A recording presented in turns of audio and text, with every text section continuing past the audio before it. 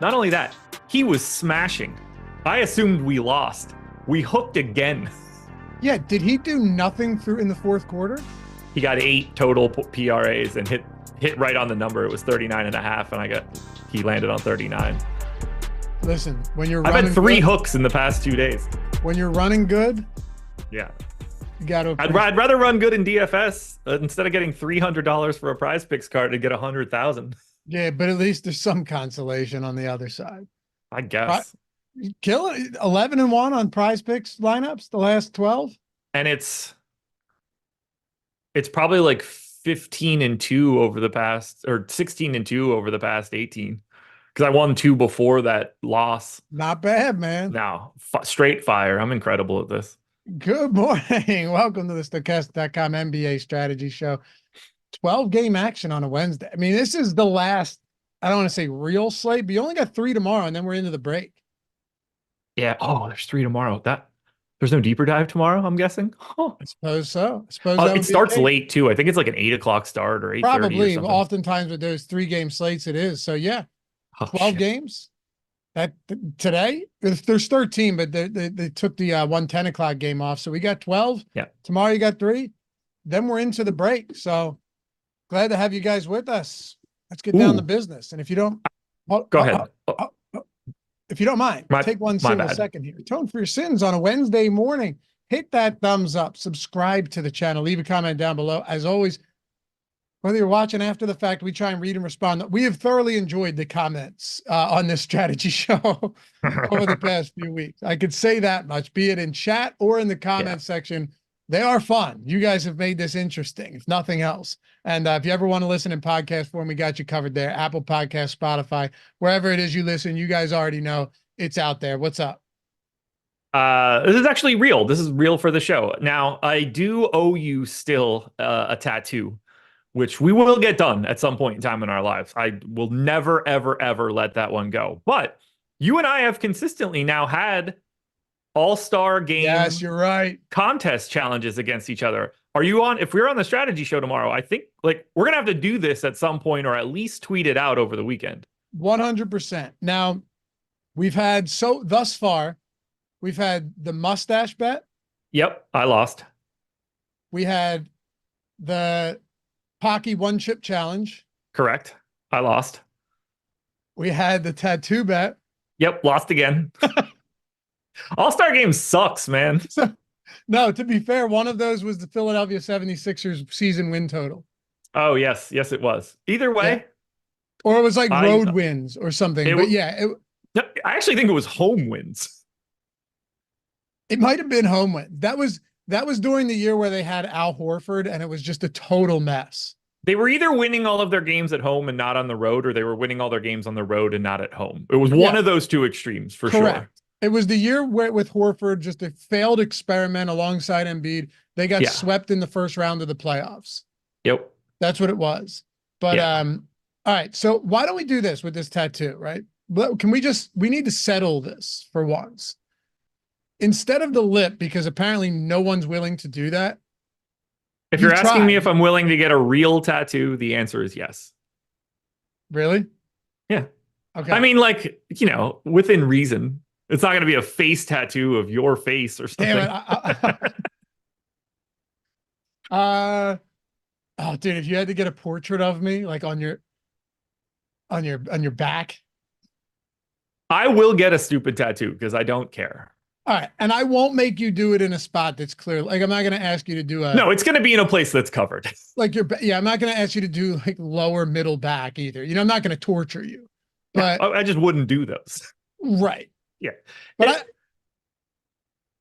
Kate, see, the thing here is, for the most part, whatever we choose, Katie will sign off and just be like, you're an idiot, and I know you're going to do it anyway. Nah, she's cool, man. She likes my tweets. I want to do, how about a Sean V tattoo? No. Okay. No. It's got to be at least rooted in something real. All right. Well, then let's see what chat has to offer here. We'll get into this because we do have 12 games. Any thoughts you guys have on Josh paying off this tattoo wager is greatly appreciated. And beyond that, I think we also need to figure out what the terms of this upcoming All-Star game bet would be. Do we want to do what we usually do and just build out All-Star game DFS lineups and play head-to-head? Yeah, I think so. Okay. I think every year we've done it as a draft so that we wouldn't have any overlapping people. Right. That's a good call. Okay, we just did a snake draft, essentially two-man snake draft. We did. All right. So your guys' thoughts throughout the show. Again, if you're watching after the fact, leave these in the comments, and we will figure this one out. We without a doubt have something by tomorrow. But we got to figure something out in the tattoo. And I'm not going to ask you to get something huge either. Again, this isn't like, this will also be the first tattoo that I have. So right. That's the thing with me. If I lost this bet, I could just hide it around many of the others that I have. Yeah. But if we're being honest, my ass seems like the most proper location. I love it. But the problem is you'd have to show it on stream. That's fine. Would we get... it's not going to be around the hole, man. It's going to be a cheek. It's just going to be skin. Okay. I just don't want the video to get pulled. No. I mean, I could pull out an ass cheek pretty easily and not have any real issues. Or at the very least, like, get a picture of it taken and crop it. Yeah, it's not something you haven't done before. So, all right, no. we'll think of something. When's the game? Monday, Tuesday? Something like that? Probably Sunday, right? Nah. Oh, Travis, you kind of... Whatever, I'm going to say it on the show. I don't give a shit. Should we get a ship my money tombstone? Oh my God. We could probably get the dates right too. That would be all right. That's the leader in the clubhouse right now. How about that? That's leader in the clubhouse. I think so. The All-Star game is Sunday night at 8 p.m. Eastern. Okay. So we can get that done pretty easily. Oh man. If I could somehow have gotten that done now so that I could show him on Friday, oh, it would have been great. Hey, David Eckenrod, you're late, brother. All right.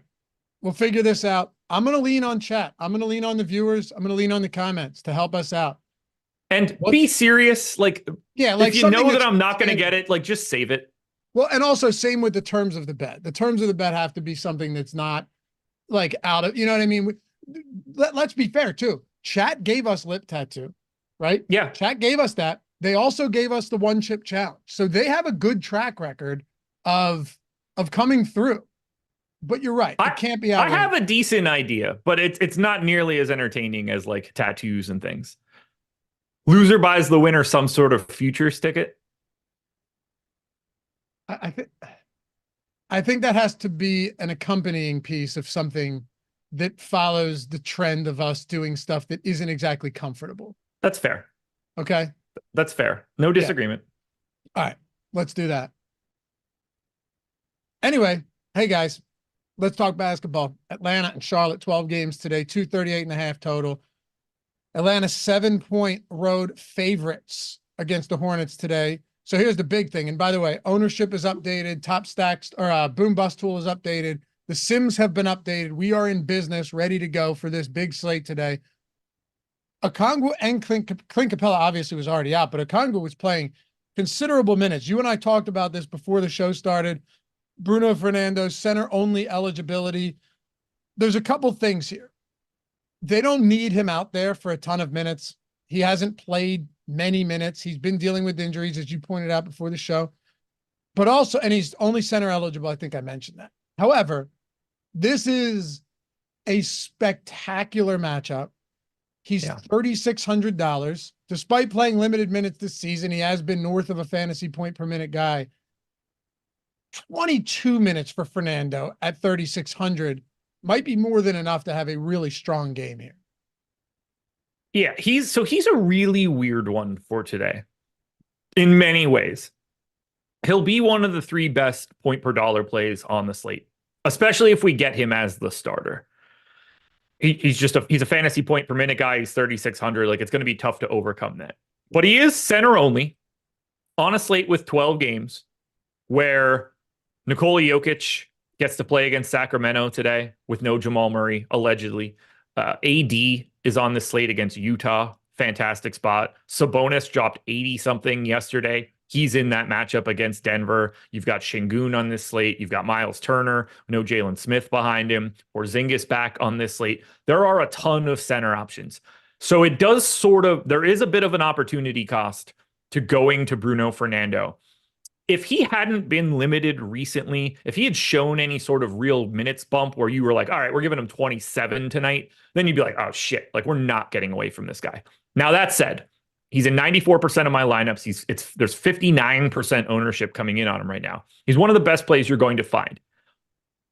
Every single piece of news that creates value for the rest of the day, he's going to be the first guy to lose it a bit just because he's locked into only center, where you have Nikola Jovic with power forward center eligibility. You have Lamar Stevens with power forward center eligibility. That extra flexibility will change it a bit for Fernando throughout the day. But from a cash perspective, really like being able to get to him. He is clearly the best play you can get to from Atlanta. We do have DeJounte Murray and Jalen Johnson, both pulling double-digit ownership, double-digit optimal. I think Murray looks pretty good at 7,600. I think Jalen Johnson is probably going to play every minute at center that Bruno Fernando doesn't. And I think they're just going to go to a lot of 5-out, which you can very easily do against a Charlotte Hornets team. The only guy that I'm not really getting to as much here is Trey, and it's just because it's a 12-game slate, and the amount of 8K, 9K, 10K dudes that you can get to is countless. And Trey just kind of looks like the rest of them. But the primary play for Atlanta today is Bruno Fernando. If he starts, if he doesn't start, and you're still giving him like 18 to 20 minutes, he's good, but that ownership will come down a lot. For sure. And Arson in chat pointed out too that Fernando's power forward center on FanDuel. Yeah, very different play there. We have him at like 84% ownership right now. That's as good a spot as I think on a 12. That is as good a spot I think as you could possibly get for value. Yeah, agreed. As long as he starts.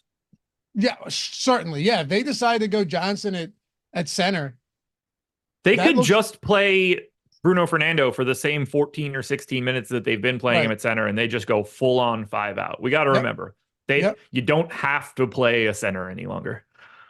Diablo Biscuit said heart with Barnacle of the Bay written inside. We could do something to commemorate the 2K Sims, and that wouldn't even be bad for you. No. Like that was a crazy moment in our lives. We should. Okay. That would probably be the first time anybody got a tattoo about Harrison Barnes. Jordan, do me a favor. I know you monitor chat, but if we have any good ones, please let me know, because it's going to be tough to go back through all of these. I'm seeing some good ones, for sure. But yeah, on the other side, like you said, first of all, by the way, if Johnson starts at center, I know he's 7,300, but if he starts, he's already playing massive minutes. And then if you get him starting at the 5 against this Charlotte team that's been decimated by opposing bigs, that could look very, very interesting, even more so than it already does. Yeah, like you're not all that worried about Nick Richards slowing anything down in that regard. And then they're running out like Davis Bertans and Grant Williams as pseudo centers as the backups. Like that's not something Jalen Johnson is going to be struggling with. It could look great. Yeah, could look real good. On the Charlotte side, Trey Mann, 5K, DraftKings. Miles Bridges is up to 8,800. Things start to get a little murky after that, though. And this is this is one of those teams that's changed a lot. The makeup of this team, the whole identity, not that it got any better, but maybe it has. Who knows? Changed significantly after the trade deadline. Trey Mann, even though he's seen a price bump a little bit, even though it's a 12-game slate, still pulling north of 25% ownership today. He's not the guy I have the most of on Charlotte, but he's probably the easiest guy to get to at 5K because he's just playing, 30 minutes a night as their brand new starting point guard that runs the show and is going to start and close. Minutes last game too in regulation against the Pacers. Yeah, you could very easily go much north of 30 if you really wanted to. I have 20%. He's 26% owned. Fantasy point per minute over the past 30 days. That's about where I have him in this one. Assist rate's going to be nice. I've got it around 28%. The other guy that I'm getting to is Miles Bridges, who I continue to get to. They finally gave him the correct positional eligibility, small forward, power forward. Price is up to 8,800, which is big, but he's also facing the second worst defense with neither one of their defensive-minded centers being able to start. So their defense was already bad with defensive centers in play. They play at an incredibly fast pace. They're certainly going to play faster if they're going 5 out. So I think we're seeing more possessions, worse defense out of Atlanta. Makes that spot for Charlotte look a little bit better. Bridges is 11% owned. I have 24 right now. And I've been getting a lot of him lately, but for Bridges at 8,800, you need 60. So like you need a big day there. But I like taking that flyer in a matchup against Atlanta. After that, not really seeing anything. We don't have anybody north. We have Cody Martin, 6% optimal, 5% owned. That's the highest mark of anybody else for Charlotte. It really is just Bridges and Mann. Yeah, it is. Mann in those 2 starts with Charlotte averaging, or 2 games with Charlotte averaging 10 potential assists per game. Bridges is right behind him at 9 though. So I mean, he's clearly still getting some opportunities as a playmaker as well. So yeah, the price is up there, but not terrible. Marco says we should get something with coffee mug or coffee. No, I love, because you love coffee. Here's the thing. That's nice and all, but like this is going to be something that involved me as well. I'm not like this. This is going to end so poorly for me. This is what I need. I need to be represented on Josh's ass. That's the last thing. The last thing I need. But no, there's got to be something. There's got to be something that involves us as you guys, as the viewers, me, everything. There's got to be something, that takes us back a little bit. All right, let's keep moving here because we got 12 games to touch on. Favorite plays from this game right now? What? Mann, Bridges, Fernando. Obviously, it depends on what that starting lineup looks like, but Jalen Johnson could look fantastic. Yeah, for me, it's Mann and Bridges from the Charlotte side, and then it's Fernando, obviously, from the Atlanta side. I've got Murray. I don't actually have Jalen Johnson right now. I do have him in for 36 minutes at 7,300. Maybe that changes a little bit, but for me, it's Fernando, Bridges, and Mann as like my primary options. Murray is in that next tier with Jalen Johnson. So we're getting a couple of these crazy value spots out of the way quick on this show because the next game up is Miami and Philly, 223 total. Philly 4-point favorites coming off a improbable road win against the Cleveland Cavaliers. All right, so how about this? Bam only getting 9%. The highest ownership going to Jovic, coming off a really nice game in the starting lineup last time out. You know what's crazy though? You don't see this very often when a guy has this high of ownership, 35% ownership. We have him 34% optimal right now. But usually when guys have this high ownership, doesn't mean not to play them if they have negative leverage, but only minus 1.9 negative leverage. That is very significant for Jovic right now. I also assume that I would think ownership comes up with the power forward eligibility after last night's game. Do you think that'll come up? I think it does. Not really. Just because it's just so many games today. We already have a couple, we already have one other dude for like Lamar Stevens already looks exactly like Jovic to me for this spot. You're already getting huge ownership to Bruno Fernando. You're just running out of ways to you're running out of bodies to if you keep getting ownership to those guys, then you're never paying up. I still think the Fernando and Jovic ownership gets the gap gets narrowed a little bit because Fernando's center eligible. Well, we also have to think about the fact that there's going to be 10 more games that could create more value throughout the day that are more likely to just okay. So then let me say this instead of Jovic ownership coming up, I think the gap is narrowed between Fernando and Jovic. That's what I'm saying. Yeah, I have 94% Jovic right now, 3,100 power forward center. Even if I went 26 minutes, you clearly don't expect him to have the same game that he had yesterday. I wish I would have been able to get to more of him during my late swaps. I only got north of 30%. Because of him being power forward eligible. Is he as good of a per minute guy as Lamar Stevens or Bruno Fernando? No, he's like a 0.85, 0.9 guy. And I'm even more pessimistic there, but that kind of value at power forward, assuming he starts again, if all those guys from Miami that were out yesterday are still out again today, which could also include Kevin Love now, which would open up, you'd feel even better about Jovic. To me, he's the second best play today. third best play today, somewhere in that neighborhood. I have a ton. I'm also going right back to Tyler Hero. His price went up $300. Didn't go well for Hero yesterday. We have him 17% optimal, 17% owned. He's in 60% of my stuff. I do have a really big stand on Bam right now at 8,500, which I don't like because I did take his under again on Prize Picks, where I do not stop winning. I don't follow that anywhere that you could watch videos. It's just wins on wins on wins. And then I'm going right back to Duncan Robinson, who had a big day yesterday. He's 20% owned. We have his optimal at 10%. He's in 16% of my lineups, but I have another massive stand on this Miami Heat team. And if you're not on Prize Picks, you already know. 100% first match deposit up to $100 plus a free month of everything we have at OddsShopper. So all of these DFS pick'em sites, you're getting all of the plus EV plays for all of them. With Josh's heater right now, you might not even need them, but it's a super helpful tool. Like, it builds out the lineups for you with all of the plus EV plays. You're getting your first match deposit, your first deposit match up to $100, 100%. You don't have to have $100 either. Even if you only have 20, now you have 40. You're doubling it regardless. And I mean, you've been doing a lot of the 2-pick plays, right? And you've been smashing them. But once you get up to like 5 picks, if you hit it, you 10x, you 25x on 6. The one you typically want to stay away from is 4.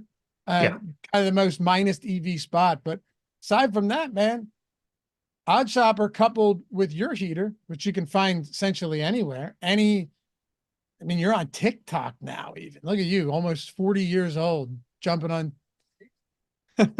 On the top, man. I got a guy installing a hot water heater right now. He goes, I'm 60 and I just got on TikTok. So what kind of hot water heater? A gas. Oh, so on demand? Yeah, it's expensive. Well, if you're going to do gas, then on demand's the way to do it. Well, here's what I know. You don't want to do an electric on demand. Not cheap. More no. than I thought. Yeah. Anyway, yeah, check it out, man. Link in the description, link in the chat. If you're not there, take advantage of the deposit bonus. And for real, we're not going to have the link join opportunity forever where you get a free month of everything we have at OddsShopper. Not just the pick'em stuff, but all of the plus EV betting tools, the parlay builder, you name it, including the premium Discord. So good spot to check it out. Give me one of your plays from today. Bam Adebayo, less than 39.5 points, rebounds, and assists. Same exact play from yesterday, which hit on the number. All right. Well, how about this? How do you rank Miami today? Because they're, second of a back-to-back, right? Coming off an impressive road win, very impressive road win over the Bucks, who were also on a second of a back-to-back, to be fair. But the ownership going mostly to Jovic, and then Robinson at 20%, Tyler Hero at 17%, Bam only pulling 9% today. And I think to your point earlier in the show, a lot of that has to do with just the good value at center and also the top tier plays at the position too. It's just one of those, like, it's crazy to think about Miami in this spot. Like, the total's not great, but because of all these dudes being out and the fact that they're on this back-to-back where DraftKings didn't really have the opportunity to change their prices in any sort of real way. Even on a 12 gamer, we're just running back all of that same value that we had yesterday. Now, like, somebody like Kevin Love isn't going to look as interesting because there's twice as many games, or like Caleb Martin, who sucked so much yesterday. Jaime Jaquez ended up not starting. He's like way less interesting today. But as long as Nikola Jovic is in that starting lineup again, we're talking about a dude that's going to be in like half of the field lineups, at least as of the way that we have it set up right now. Like I said, he's in 94% of my stuff. We've already talked in the first 3 teams that we've talked about or whatever. I have 94% of Fernando and of Jovic. Jordan, maybe you'd be able to do this as a grade A producer, because I'm searching for it on Twitter, to go back and find the show where Josh revealed the mustache. It was around February 23rd, 2020. Wow, right before the old COVID happened. Yeah, I have the pictures of it, so I could like give even better dates, but yeah. I would like to find the reveal so we could throw it up here. Someone mentioned it. Here, I can tell you, I can, like, while we're talking, I can figure out what date I actually got it done. Yeah, I would assume it was like February 23rd or around there. While you do that, Buddy Hield in this game. He's interesting to me. I mean, you're clearly seeing them feed him. Go ahead. March 5th is the day that I got the mustache. March 5th. Okay. So like a week before everything went down. Yeah. Yeah. See if we can find the reveal, Jordan. That would be phenomenal. But yeah, like if March 5th was March 5th, 2020 was a Thursday. So check March 6th, 2020. I would imagine it was the next day. Yeah. I want to find the video of it. That's what I'm saying. I want to find the reveal on the video. Anyway, looking at the Sixers, Buddy Hield has a 22.5% usage rate. Yeah. In the 2 games that he has played with 76ers. Or 3 games, right? I think 3 games. But Tobias Harris has already been ruled out. Kelly Oubre is going to get some opportunities, no doubt about that. But Buddy Hield, he fouled out of that last game. So, take a minute or a minute and a half, whatever. It was on a terrible inbound.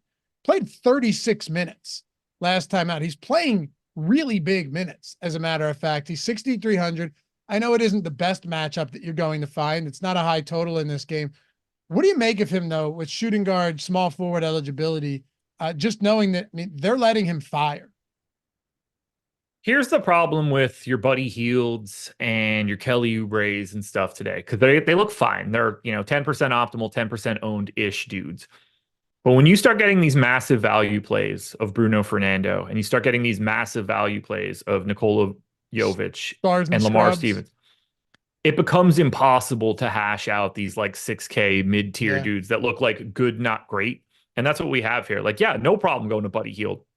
No real problem going to Campaign. No problem going to Kelly Oubre.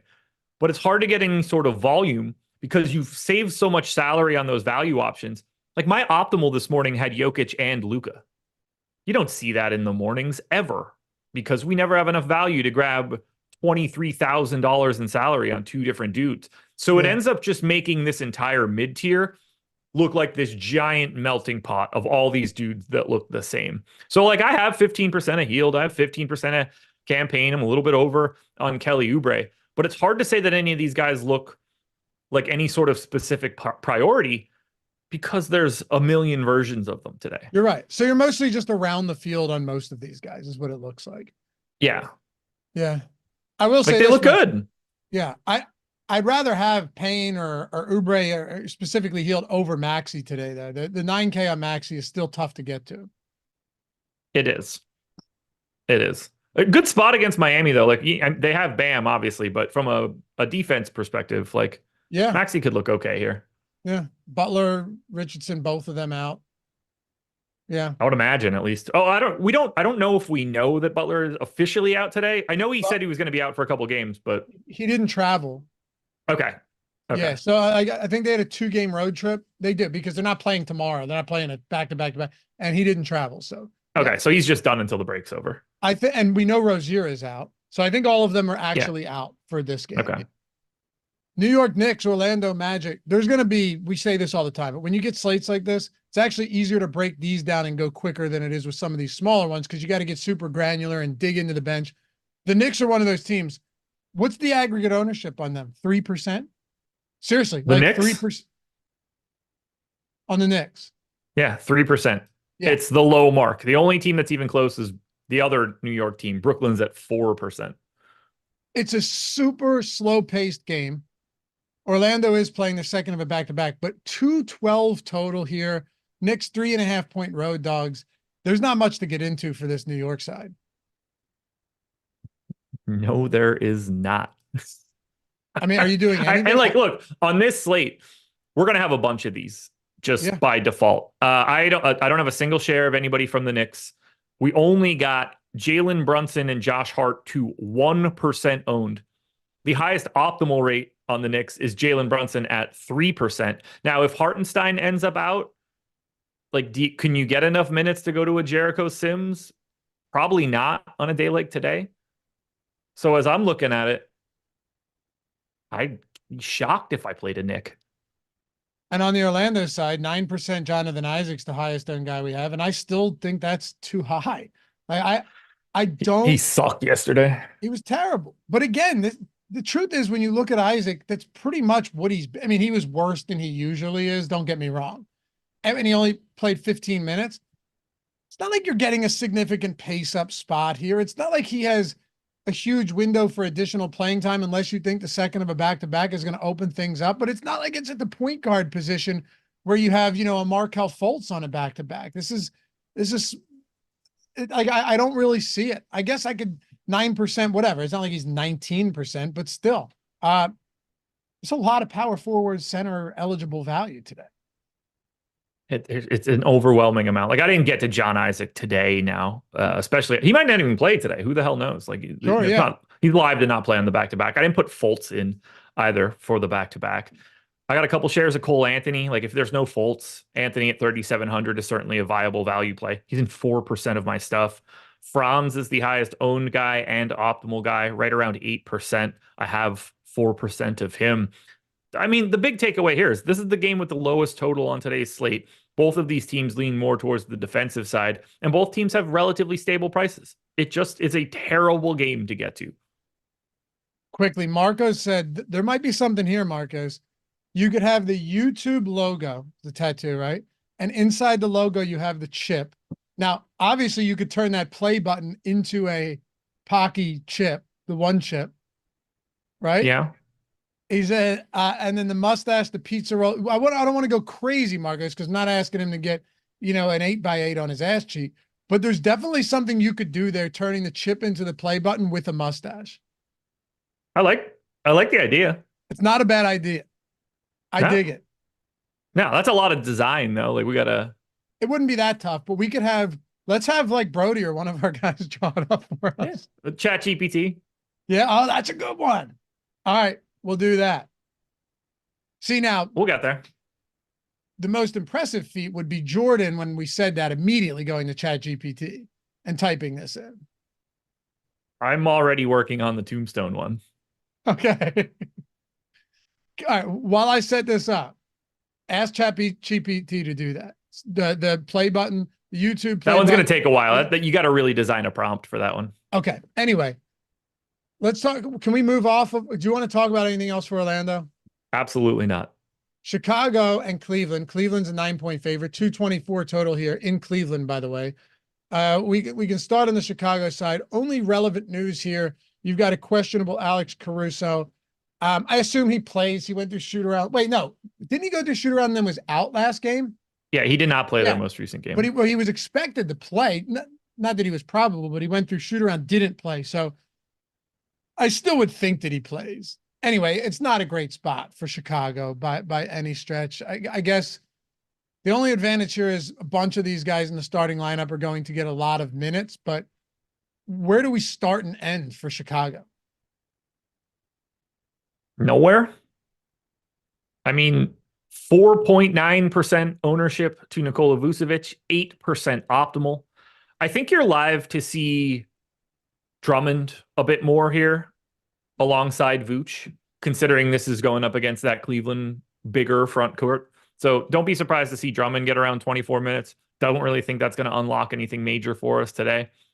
Only guy that I got is the one that we're showing with the highest optimal rate. I have 6% of Vooch. But again, this is another one of those teams where 13% aggregate ownership. I mean, we have 1, 2, 3, 4, 5, 6, 7, 8, 9, 10, 11 teams of the 24 on today's slate are 19% aggregate or less.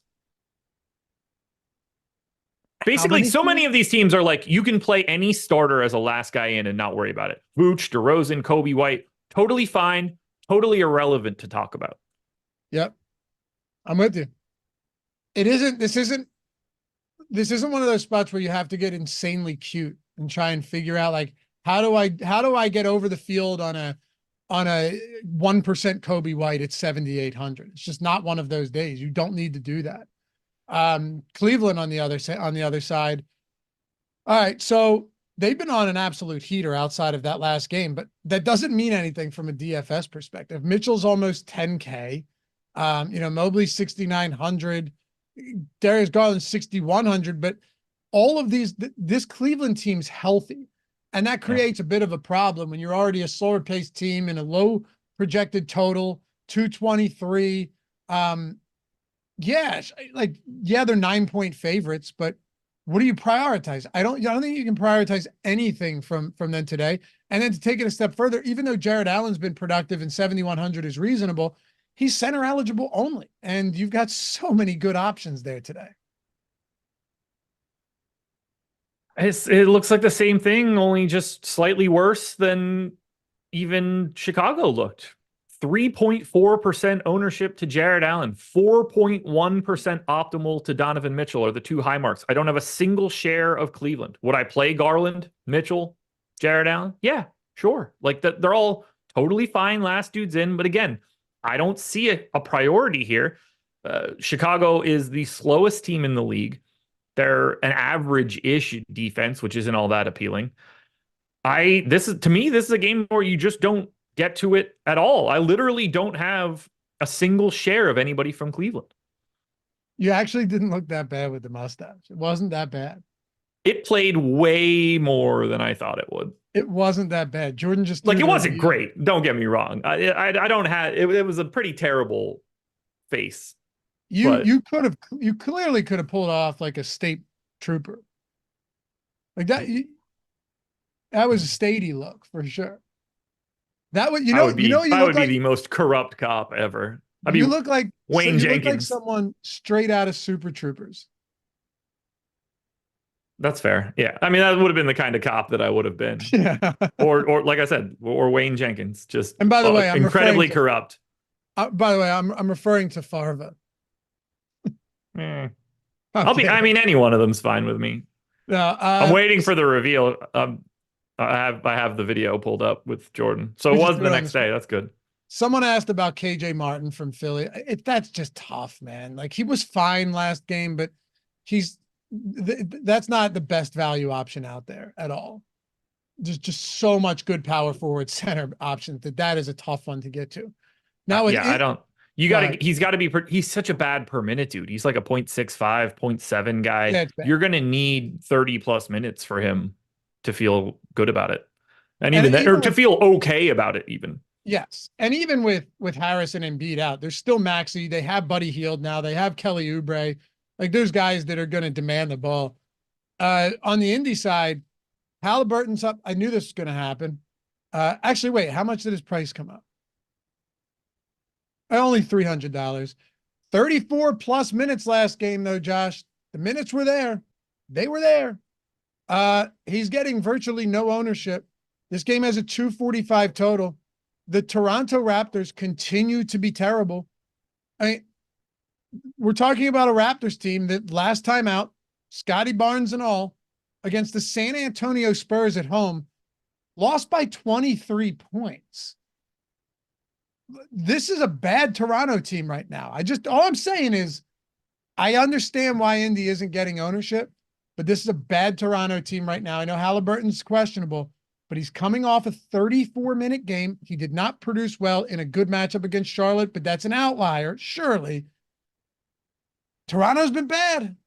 They've been bad, and he's getting no ownership at sub 9K. I have 10%, so sign me up. I went 32 minutes. Seems fair. So did we. Yeah. He's got some positive leverage on him. We have unlimited amounts of salary so that we can get to anybody. We already have more than enough value to get to pay up. So he looks like a great GPP play today. He's not going to look as good as some of the other pay ups. He's not going to look as good as Nikola Jokic does today. That's basically impossible for what we have going on. Dallas has a matchup against San Antonio. It's really hard to look as good as Luka does today. But if I'm getting to anybody from the Pacers, it's certainly going to be Halliburton. We also just got the complicating factor that Miles Turner is questionable, which could unlock 26 minutes or so of Isaiah Jackson at 3,700, who will then look as good, if not better, than Bruno Fernando. If you're feeling confident about someone playing minutes, like Turner or Jackson would immediately just cut Bruno Fernando in half. We would create so much more value. So keep your eye on the Miles Turner news. But after that, like We have Turner 8% optimal, 5% owned. Nemhard's 5% optimal, 5% owned. There's not a ton that we want to get to here, but 244 total. This is the highest total on today's slate. Yeah, it looks good. And like we were saying, those Halliburton minutes. I mean, if Halliburton plays 34, 35 minutes in this spot, we had a comment because I didn't look this up, but Braden, I'm going to take your word for it because it wouldn't shock me. Toronto worst defensive rating in the NBA. I don't know when that is from, because they're not worst in the league on the season. They're like 23rd, but I would not be shocked that over the last like 3 weeks, they are the worst defense in the league. I would actually expect that to be the case. I can check 2 weeks on cleaning the glass really quickly. Yeah, pull that up because if nothing else, they're bottom 5. They've been terrible. 125.5 defensive rating over the past 2 weeks. That is dead last. Dude, by how much? 1.4 points. Okay. Do you know who's next worst? Sixers? Yes, it is. Yeah, that's not surprising at all. But yeah, this could end up, put it this way, this could end up being a very sneaky spot for the Pacers in this specific matchup if there's no ownership coming in here. It's good. What would you place Halliburton at if he played 35 minutes? 98, 90, right. Like around like Trae Young. Yeah, right. Exactly. So he has legit 20-20 upside, like every time he steps on the floor. Yeah, I got him in for 22 and 10 right now. And that's, mildly limited and not projecting Toronto to be the worst defense on the planet. RJ Barrett questionable on the other side for Toronto. Barnes is pulling 8%. Aside from that, nobody's getting anything here. You've got all this awkward pricing. It is a good spot, fast-paced indie team. Another underwhelming defense. We saw that against Charlotte in that outright loss. But I don't know. I'm more interested in Indy just given that they've got no ownership going to them. I have 16% of Barnes. I think this is just another case where that like 8K, 9K range is so easy to get into. And obviously a matchup against the Pacers is fantastic. He's got point guard, small forward, so very accessible. Everybody's rates look a lot better taking on the Pacers. Maybe you get no Miles Turner. That will make it look even better for the Toronto side. Barnes, the only guy that got to double digits in optimal rate, he's at 11%. He's 9% owned. I have 16% of Barnes. I don't have another share of anybody else, which kind of surprises me given the fact that I have such a lofty projection still on Emmanuel Quickly. But even he didn't make it into my lineups. And I have him at 5.5x his salary already and still didn't get him. Talk Brooklyn and Boston because see the spread in this game? Yeah, this one's gross. This is a home and home series. Tatum coming off a monster performance, 13-point dogs, 227 total. I don't think there's much to talk about for Brooklyn here. Simmons and Cameron Johnson are already out. Are we projecting anyone else out? Cam Johnson's going to play today. He is going to play? Yeah. It came out yesterday that he was sitting yesterday and was likely to play today. Okay. Okay. There you go. Well, that makes it that doesn't change anything. Yeah, probably makes it even worse. Oh yeah, you're right. On track to play Wednesday. Gotcha. Yeah.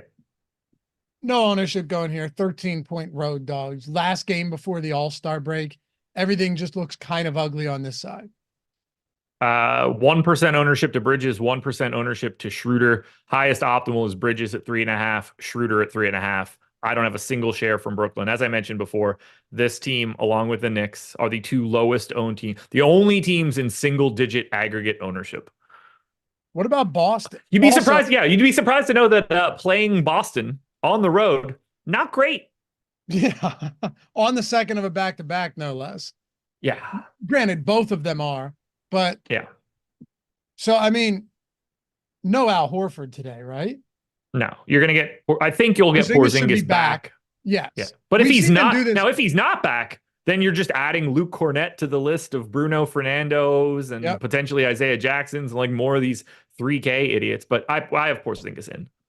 So do I. We saw this earlier a couple of weeks ago where we were on the same page saying, okay, Porzingis, who's questionable, doesn't play on the front leg of the back-to-back, and then Horford doesn't play the second end of the back-to-back. It just seems that they would do the same thing here, right? Like it just makes, we've seen them do it already is what I'm saying. Yeah. So I'm looking at this as an instance where Horford doesn't play, Porzingis does. Tatum probably still looks okay again, but overall, they're still on the second of a back-to-back. They've been relatively careful with some of these guys, giving them some rest this season. They are heading into the All-Star break, though, so that might not be as big of a deal because they don't play again until what, like Wednesday or Thursday? Next Wednesday or Thursday? Thursday is the first day back for videos. Right. So I'm saying this is basically a week-long break after today for Boston. Yeah.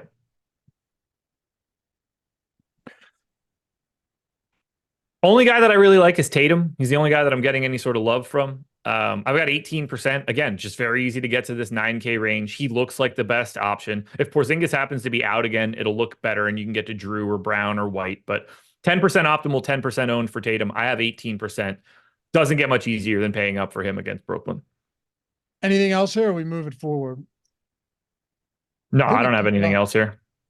The other day, Washington actually looked pretty good against Dallas and, kept that game. Denny Avdia I looked around like the end of the first quarter and I'm thinking this guy, there's nothing, like it's over. If you play Denny Avdia, you're done. At the end of the game, he ended up having like a very significant performance at his price point, but he's $6,400 now. In that spot, he was 59. Yeah, he shot 11 for 17, dude, in that spot with 7 rebounds, 3 assists.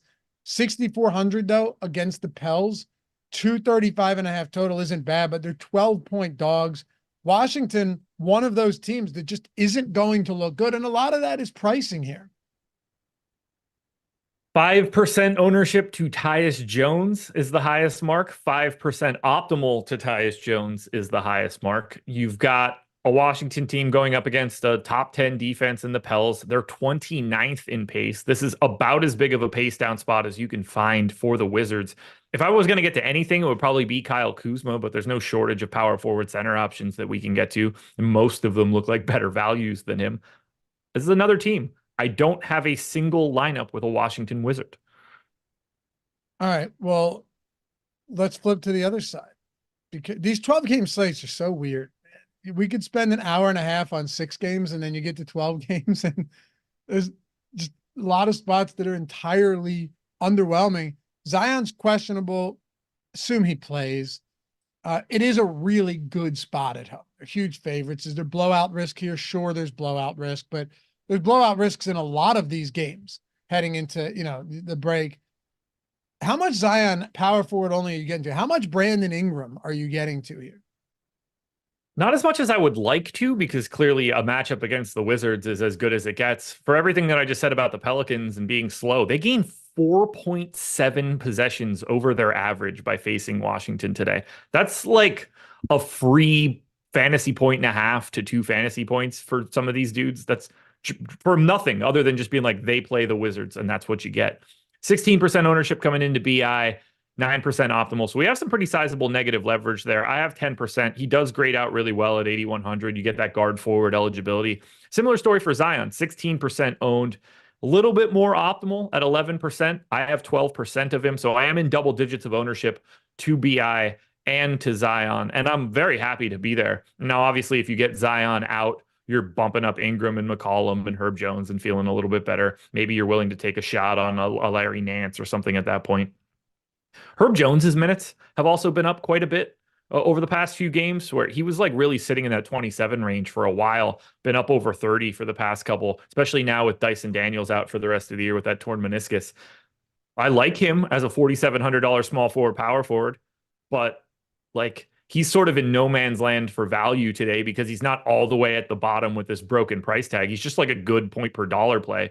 On a smaller slate, we'd probably be talking a lot more about Herb Jones, but today he's just sort of like another guy in the 4Ks. I want to do something real quick before we move to this next game. Jordan, can you go to the Sims and we already start 150. We ran this 10,000 field in the contest generator.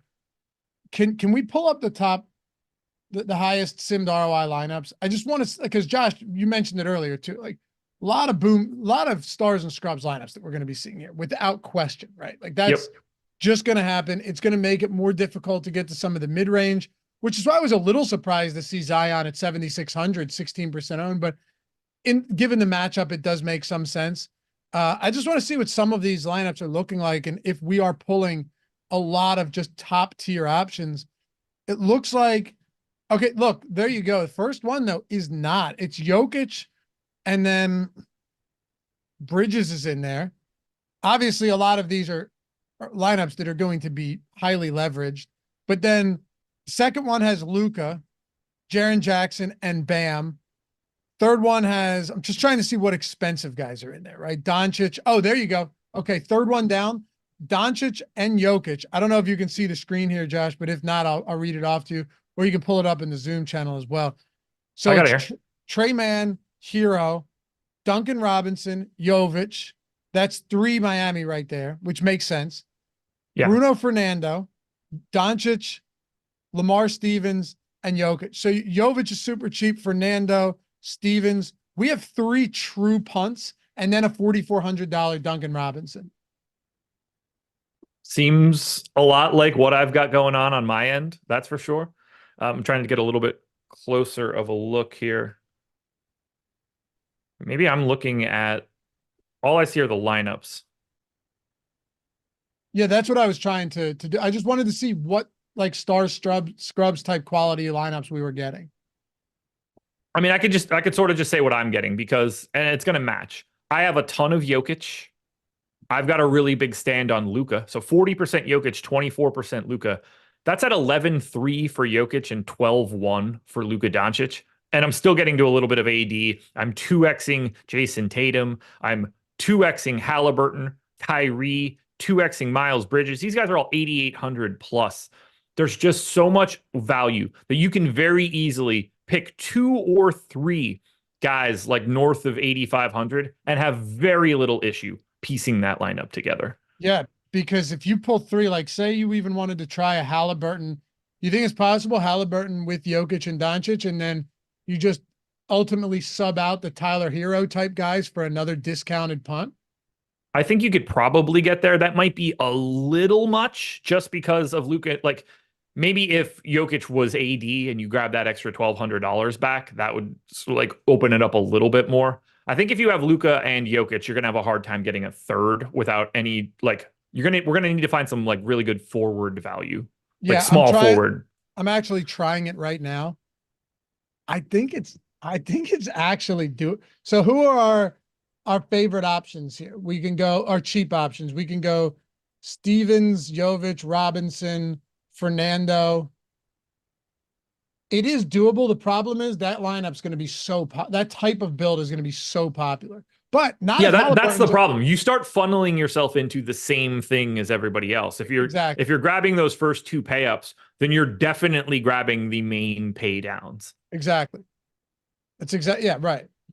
And then you're going to be, but what actually would make that interesting is if your third pay-up option is a 3-4% guy. That's what would make it interesting to me. So instead of like a $7,600 Zion or some of these other, 7-8K guys that are popular, you're going to like a 3-4% on Tyrese Halliburton. It actually would make you a little bit more unique. Yeah, or like would be another good example. Nobody's really, these guys are all really like just in the teens for that sort of range. So nobody's really as extreme as it seems. But yeah, like, look, there's a 20-person list of dudes in that 7, 8, 9 range where basically every name is a reasonable name to say today to put into a lineup. Yep. Well, like if you here's a good one. Brandon Ingram's 15% owned. Lauri Markkanen is 5. If you just want to turn Brandon Ingram into Lauri Markkanen, you don't feel like you're doing anything different in that lineup, but you are cutting your ownership in a big way. Right.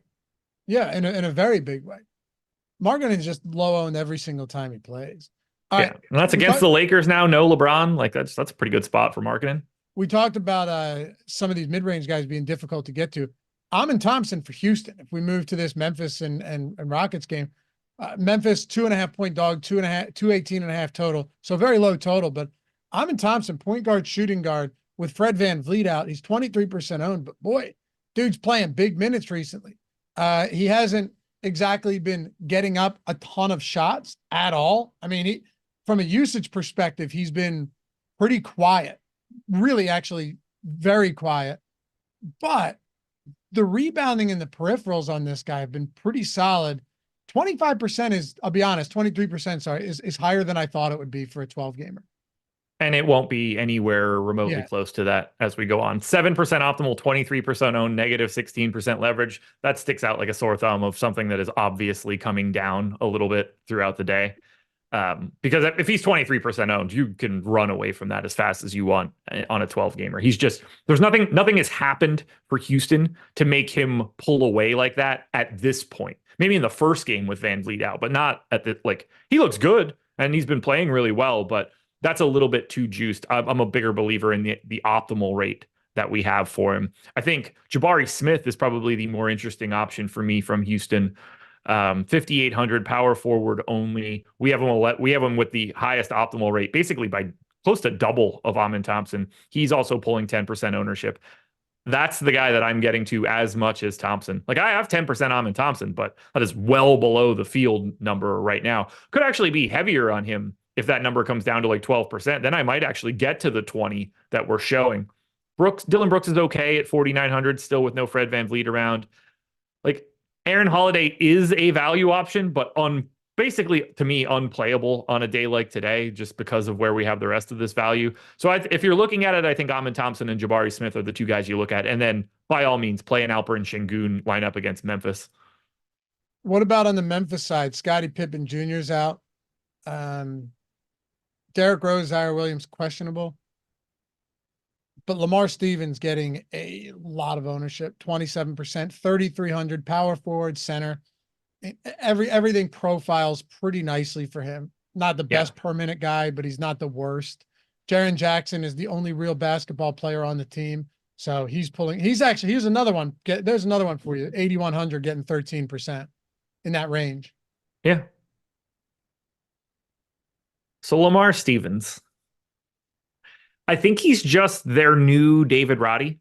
Like, I think David Roddy gets shipped out to Phoenix, and I think Lamar Stevens is just going to be that dude playing around 24 minutes. But he is around a fantasy point per minute dude, like traditionally, which is not what you would expect out of Lamar Stevens, certainly. Why do I feel like Lamar Stevens from Cleveland was not a per minute guy? What fantasy point? They played him differently.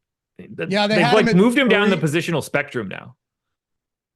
It's weird. I don't know. It's hard to wrap my head around. I got 52% of him right now. 3,300 power forward center. I went 24 minutes. He played a little bit more than that, but caught some blowout run. But it's not like they're married to playing more Watanabe or more Trey Jamison or whatever other idiot they want to put out there. Like, they can sneak Lamar Stevens out there in multiple sets if they want to. Now that I think about it, towards the end of the year, weren't they playing Stevens at the 3? Levert would sub in for him, and he had to play alongside Mobley and Allen. Yeah, he was knocked down the positional spectrum quite a bit, whereas now he's playing up more. Well, it also doesn't hurt it doesn't help when you're knocked down the positional spectrum and the guys above you are Allen and Mobley. Like that. Certainly not helping you. Yeah. Okay. So I have him projected really well. I'm sold. Yeah, that's totally different. That's a good point. And it can play more minutes. Like, nothing is really set in stone for Memphis other than Jaren Jackson and Vince Williams. Like, those guys are going to get 30 plus, and it seems like there's no deviation there. The way they finish off the rest of these minutes, I don't think they care at all. 37 minutes in 3 straight games for Vince Williams. Jaren Jackson. He looks good. I'm 2Xing the field there on Vince Williams. You are? Yeah. Jaren Jackson Jr., just significant usage right now. How would you prioritize this team? It has to start with Lamar Stevens. Yeah, for me, it's pretty clearly Stevens. And then I have more Vince Williams than I have Triple J, but they look pretty similar to me. I have 24% of Williams, 18% of Triple J.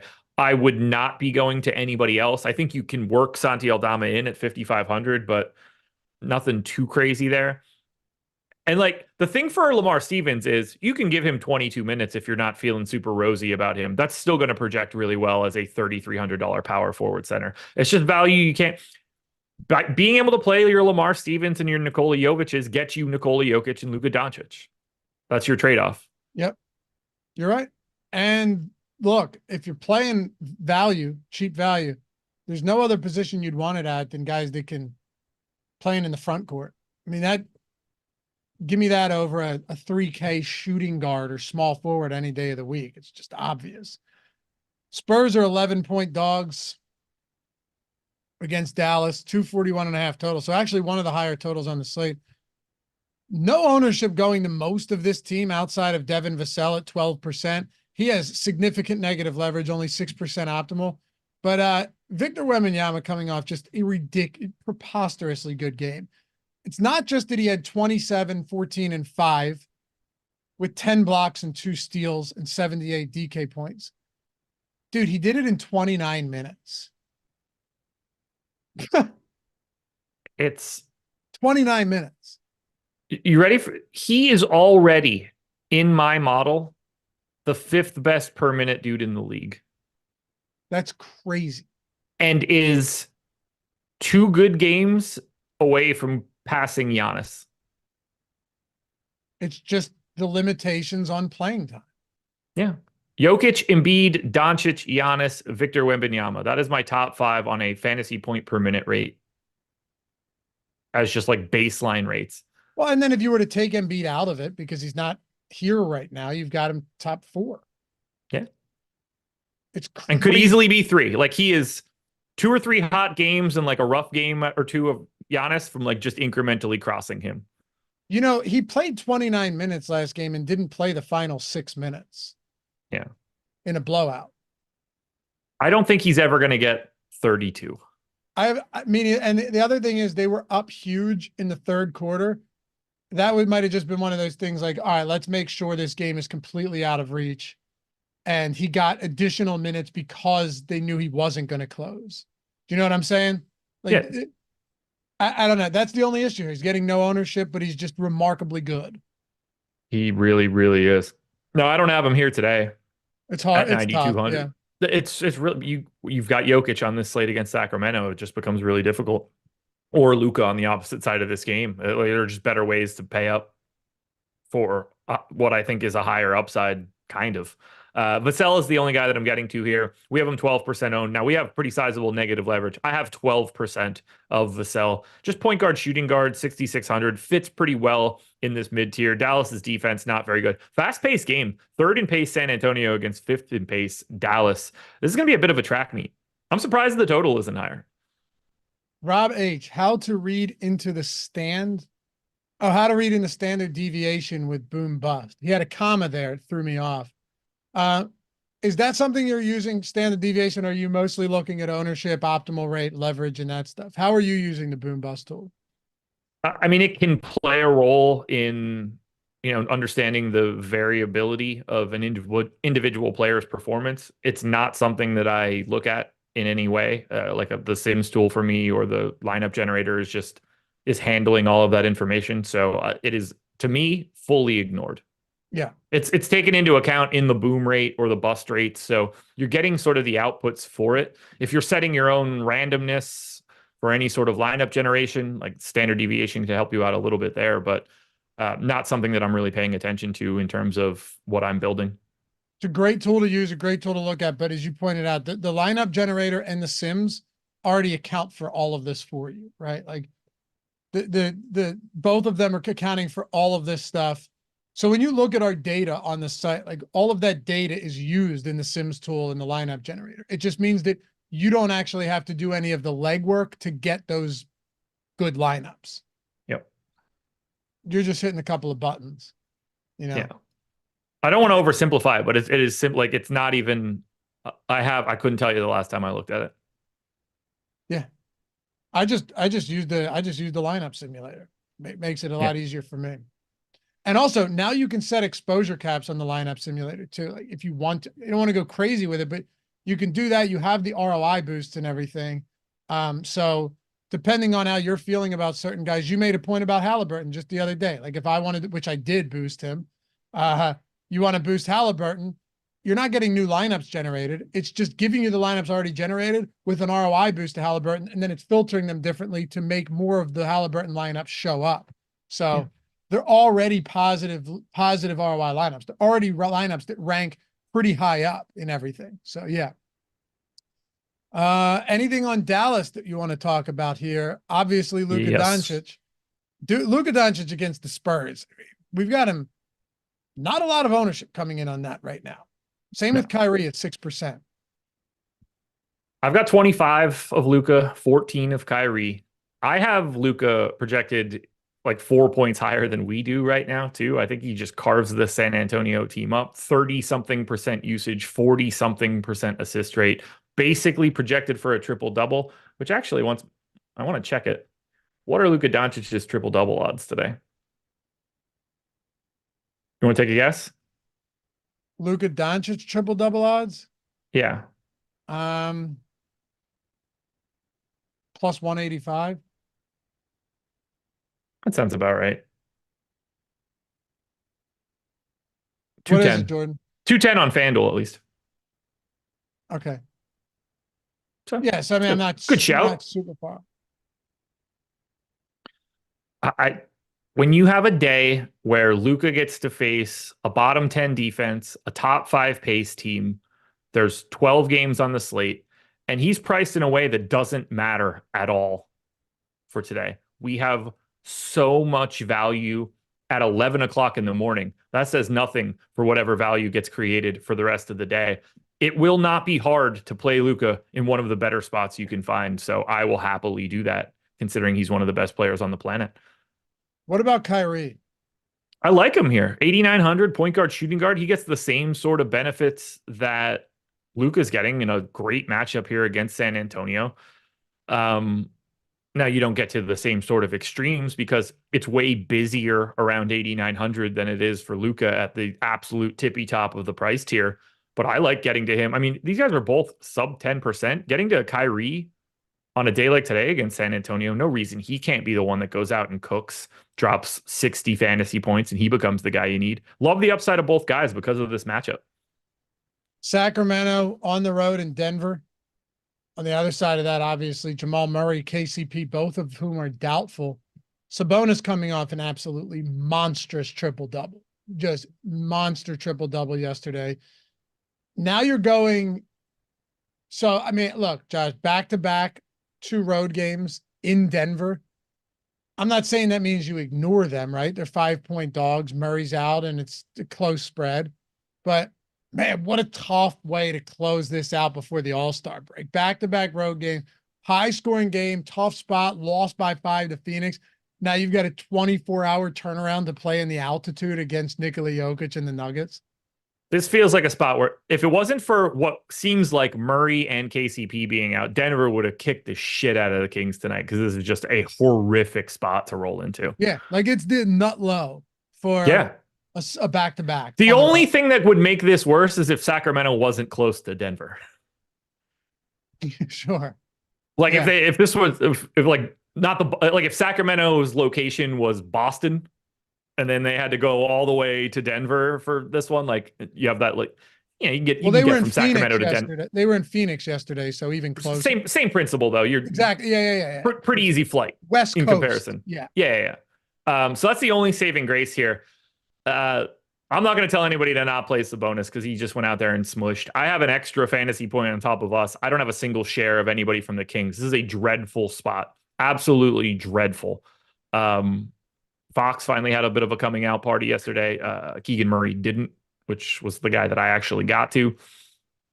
I don't know how you could really want to get to too much here from Sacramento, but I will not begrudge anybody for wanting to roster Sabonis. I don't know how you do it. It's more difficult in this spot. The guy played 42 minutes on the 11th, played 38 yesterday. It's a difficult spot. Nikola Jokic is getting almost 40% right now. Jamal Murray's not officially out, but he is doubtful along with KCP. But looking at the Reggie Jackson price point and just kind of the makeup of this slate in general with so much value being at the bigs position, the power forward and center, we're not actually getting a lot of projected ownership going to any of these Jamal Murray beneficiaries with him being projected out. And I went through this on the process show, and it was a bit of a back and forth.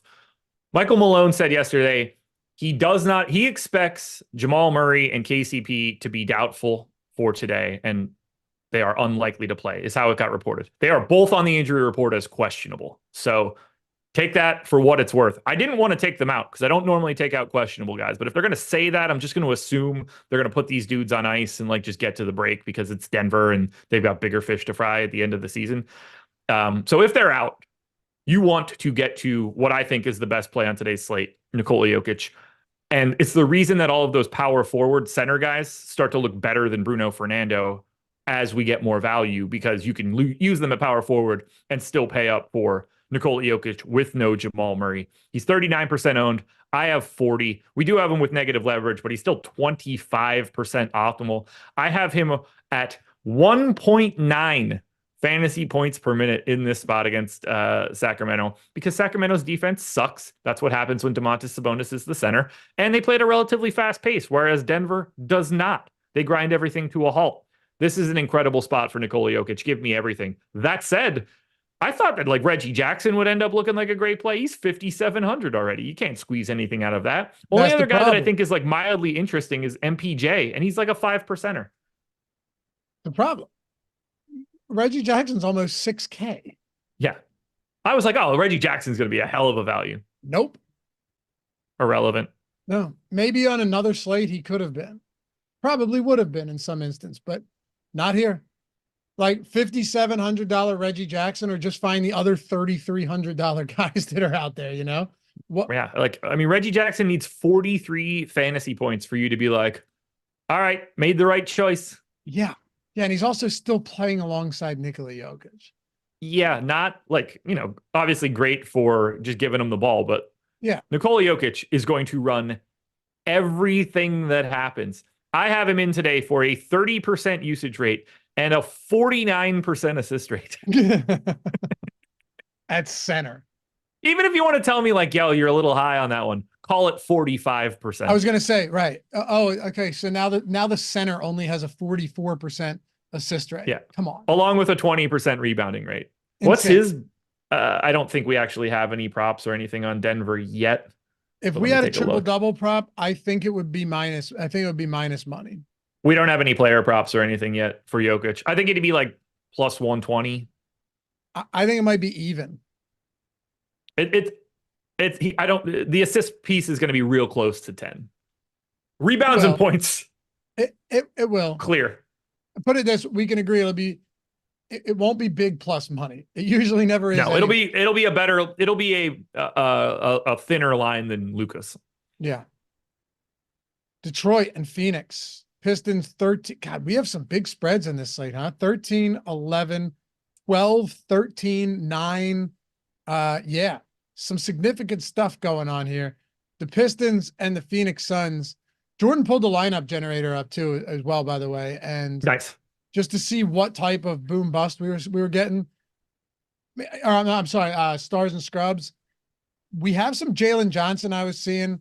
It definitely appears, though, that if you keep going, Jordan, and keep moving on to some of those other lineups, you're going to see some real spots where, and there's some Anthony Davis for you as well, Josh. You had mentioned him.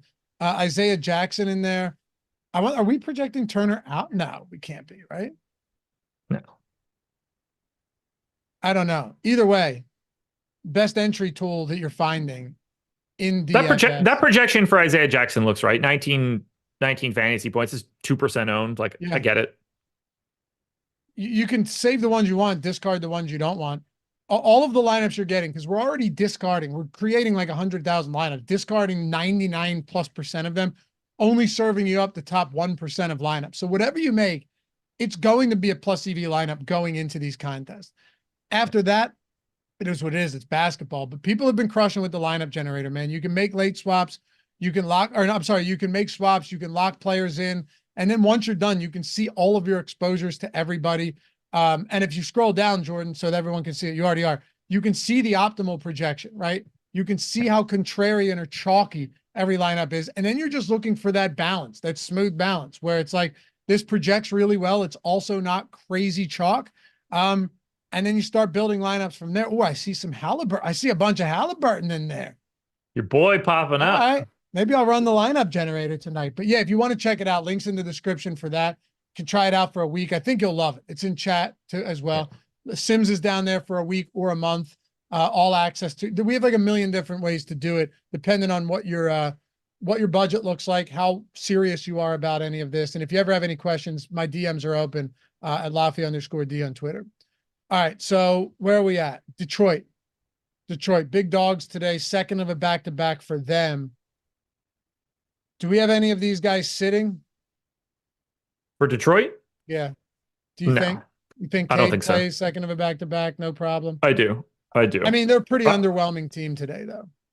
I don't have a single share. Highest owned dude is Cade at 4%. Highest optimal is Cade at 4.9%. This is, they're getting Phoenix on the back-to-back as well, but I mean, they're just not a good basketball team. They're going to be playing Evan Fournier big minutes. They play Shake Milton. They play Troy Brown. Like, they're playing cast-offs of guys that couldn't play for other teams. So it's pretty disgusting. If you want to play anybody, it's Cade and Jaden Ivey.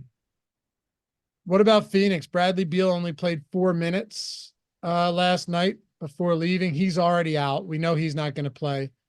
But how much does it change? I mean, Royce O'Neal is there now. He's never a particularly fun option, especially when you still have Kevin Durant and Devin Booker out there. He's the most fun option on the Suns today. What are you talking about? Look, I get it, but that doesn't make him fun.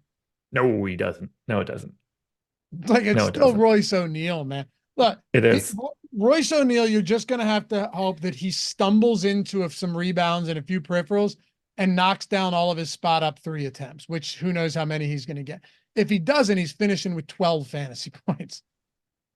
Yeah, I mean, he played 29.5 minutes last night. I think they want to continue to use him in that range. I went 26. I have 6%. He's the only Sun that I have. Other than his optimal rate, the highest on Phoenix right now is 3.5% to Kevin Durant. As I've said for basically every other team that exists here, play Kevin Durant, play Devin Booker if you want to play those guys. Bradley Beal is not playing in this game, but none of them look all that great. And I know Royce is coming off a big game yesterday. I get it. But he also had 5 stocks. You know what I mean? Yeah. Well, if you're going to get a couple extra stocks, a matchup against this shit Detroit team might be the way to squeeze out a couple extras. Hey, I'm not saying he can't do it. I'm just saying you're going to need some efficiency on his 13 or 12% usage. That's all I'm saying. Okay. We'll give him 15% usage. Don't be so mean. Don't be so mean to old Royce. No Beal. No Beal. You think 15 alongside Booker and Durant? Sure, why not? Get the new guy some love, man. All right, fine. We'll give him 15.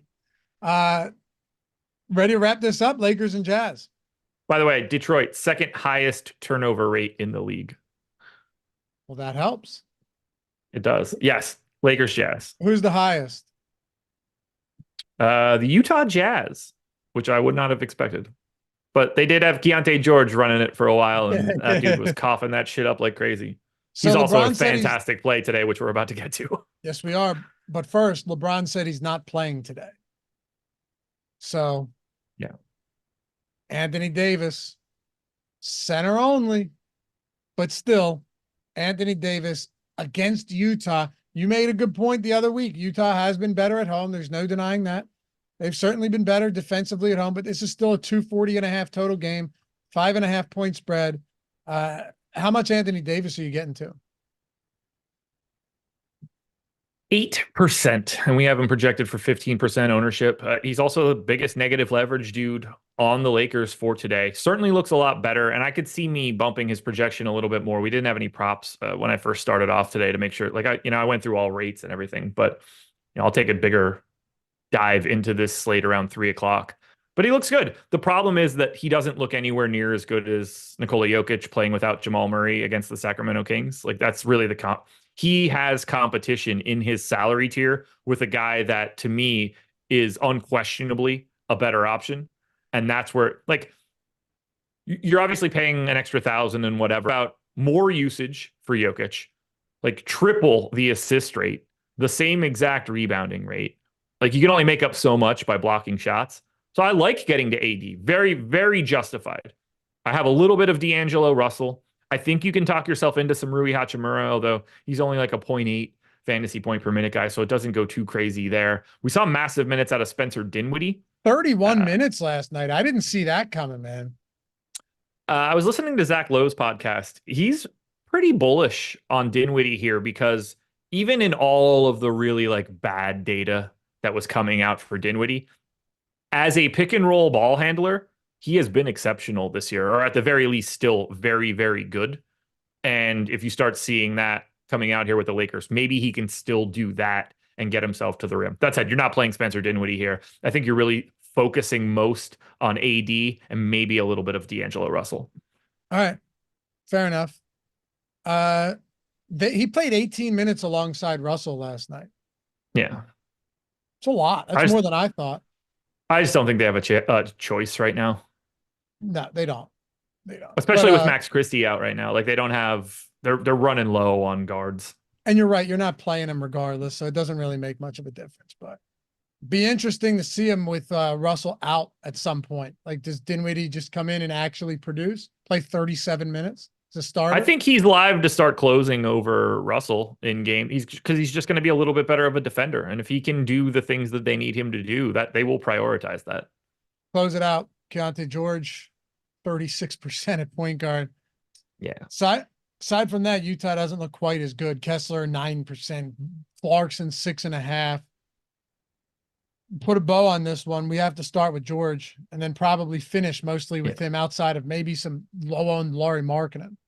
I had an incredible dope in the process chat today saying that playing Keontae George is one of the dumber things you could do. He would rather play Talen Horton-Tucker, who is fully unplayable today as a 16-minute backup. Lock up the Keontae George, meanwhile, one of the most owned dudes on today's slate. It's insane. Lock up the 40 fantasy point game from THT. George is playing 30 minutes a game now or somewhere in that neighborhood. I gave him 29. Like they shipped out 3 starters. They only replaced 2 guys in the rotation. So they went from a firm like 6-week 10-man rotation. Now they're at 9. They're playing George more. He's a 0.9 fantasy point per minute guy already. And he's only 4,200. Like very, very cost effective. Is he negatively leveraged? Yeah, massively. But he's still the most optimal play that exists for Utah today. He is the guy I'm getting the most of, although I am a bit under the field. I think if you're getting to anybody else, Jordan Clarkson's that guy. He's in 10% of my stuff. And then I certainly love the idea of a Lauri Markkanen lineup in a large field GPP. You're looking for about 55 fantasy points out of him. You know, if you get 55 in 34 minutes, that's 1.6 fantasy points per minute. That is not an outlandish total for Lauri Markkanen, especially in a matchup against you. Like they're favorites here against the Lakers at home. 5.5. This is a back-to-back. And we talked about this recently. Heading to Utah is not a great place to play either. No, it's not. It's not Denver. They're not as good as the Nuggets, but they've actually been, the difference with them home and away has actually been more pronounced than Denver home and away this year. It doesn't mean that they're tougher to play against because Denver's a better team, but yeah, pretty significant difference. No doubt about it. Anyway, follow Josh at Josh Engleman. Check out his Prize Picks video too. If you guys aren't there yet, I mentioned first match deposit bonus, 100% up to $100. Josh, a little 11-1 run. You can find that video on the Odd Shopper YouTube channel. Pretty much anywhere we have any content, it's out there. I would say ride that wave until it, inevitably crashes. But I'm here for you, brother. I'm here for it. Keep that Prize Pick shit going. I'm going for the perfect week, man. I want to win. I want to sweep this entire week. Right now I'm on, if I win today, I'm going to call it the Tiger Slam. 5 straight days of wins, but not in the same calendar week. Well, then you only have 1 day left before the All-Star break after today. Yeah, so, I know. And as always, guys, you want to check out the lineup generator, Sims tool, any of our other stuff, join the premium Discord. Links in the description and in chat to everything. Deeper dive live before lock coming up tonight, starting at, I suppose, 4:45, right? I think it's on the schedule for 5. Got to be an earlier start. Yeah, got to be an earlier start. So be there early. Get in. Good luck. We'll see you guys back here tomorrow morning on the NBA Strategy Show. Peace.